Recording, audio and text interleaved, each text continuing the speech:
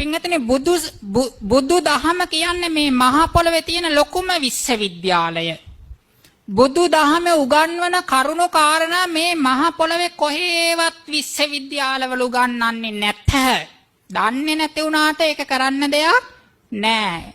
ත්‍රිපිටක අටුවා ටීකා කබඩ් එක ඇතුලේ දාලා වහලා තියලා දන්නේ නැතුව සමහර මිනිස්සු විවේචනය කරනවා. ඒකට ඉතින් අපිට කරන්න දෙයක් නැහැ. නමුත් මේ පොතපත පෙරලපු කෙනෙක්ට නම් කියන්න පුළුවන් මේ මහා පොළවේ බුදු දහම තුල තියෙන කරුණු කාරණා මේ මහා පොළවේ කිසිම විශ්වවිද්‍යාලයක ගියාට ඉගෙන ගන්න පුළුවන් කමක් නැහැ. මනස ගැන හරි විග්‍රහයක් කොහෙද තියෙන්නේ? ලෝකේ කොහෙද තියෙන්නේ බුදු දහමේ තරම්? සිත 89කට බෙදපු තැනක් තියෙද ওই මොන මනෝවිද්‍යාඥයෝ හිටියත් නෑ. බුදු දහම ඇතුලේ පමණයි තියෙන්නේ. චෛතසික 52 මේවා කියලා බෙදලා විග්‍රහ කරපු එක මනෝවිද්‍යාඥයෙක්වත් ඉන්නවද මහ පොළවේ? බුදුරජාන් වහන්සේ විතරයි.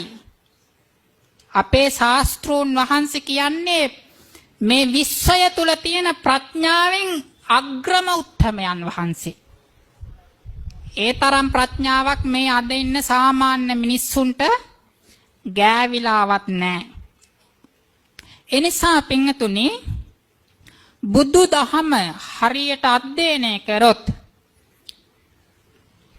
මනස වෙනස් කරගන්න ලොකු උපකාරයක් ලැබෙනවා. එක මනසක් වෙනස් කරගත්තොත් ඒක භව ගානක ජීවිතය වෙනස් කරගන්න පුළුවන්.